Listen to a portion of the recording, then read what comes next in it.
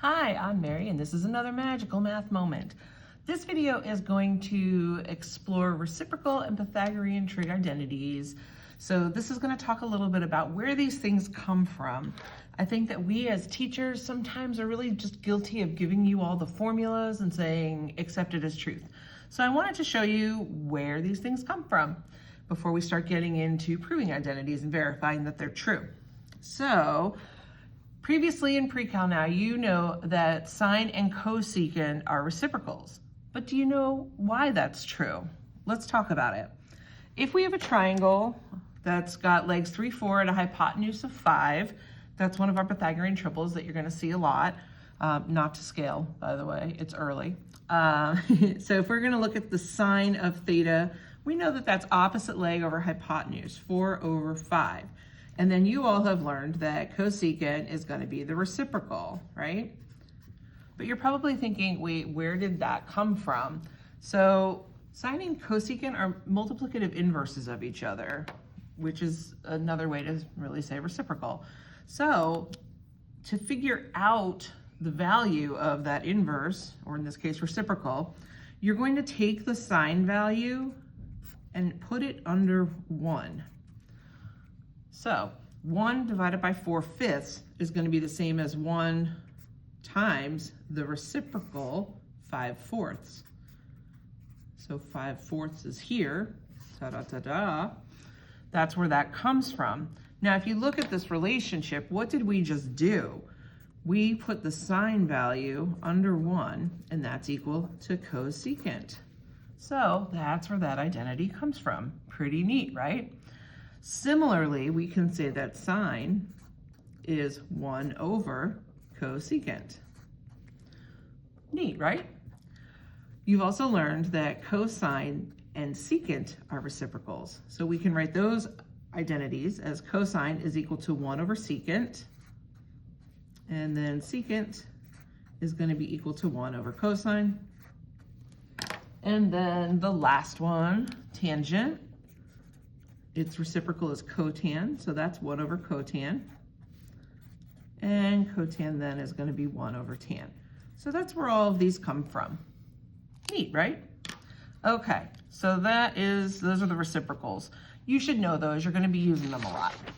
Okay, let's go back to our unit circle. And again, when you were first learning about all of this amazing stuff, you learned that the x values represent cosine and y values represent sine.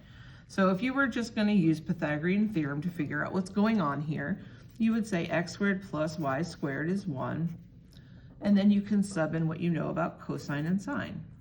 So this is cosine squared, we'll call theta down here. Cosine squared theta plus sine squared theta is 1. Now, you want to be careful, right? Because you're squaring the cosine and the sine, not the angle, all right? That's kind of a common mistake. So this is the first of the 3 Pythagorean identities that you're going to be using. I should say that you can also isolate the cosine squared by subtracting a sine squared. So once you start doing all of these amazing identities, you can also rewrite these and manipulate the equation, right? So I can say that cosine squared is the same as 1 minus sine squared. Similarly, I can also say that sine squared is the same thing as 1 minus cosine squared, all right? So we can use these kind of interchangeably once we get into verifying the various identities that you're going to see coming up.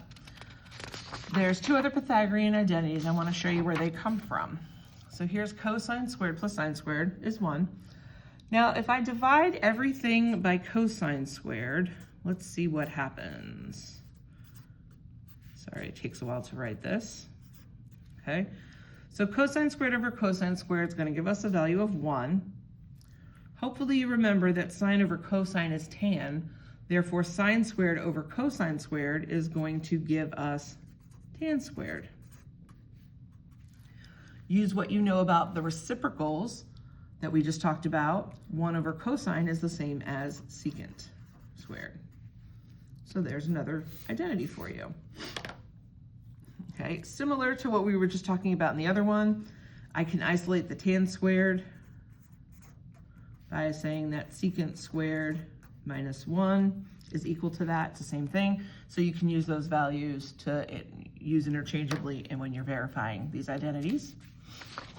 And then the last one, if we take our original, this time we're going to divide everything by sine squared and see what happens. All right, there we go. Cosine over sine is cotan. So I know that cosine squared over sine squared is cotan squared. Sine squared over sine squared is 1. 1 over sine is cosecant, therefore 1 over sine squared is going to be cosecant squared. Okay, and that's your third one. Again, if you wanted to isolate the cotan squared, you could just subtract a 1 on both sides. So you have cosecant squared minus 1, which you can use in your identities. I hope that this has been informative for you, so now you have a better understanding of where some of these identities come from. And hopefully that will help you as you get into verifying some of the more challenging ones. Thank you so much for watching. Please like, subscribe, and share with your classmates so that they can understand Precal a little bit better too. I'll see you next time. Bye.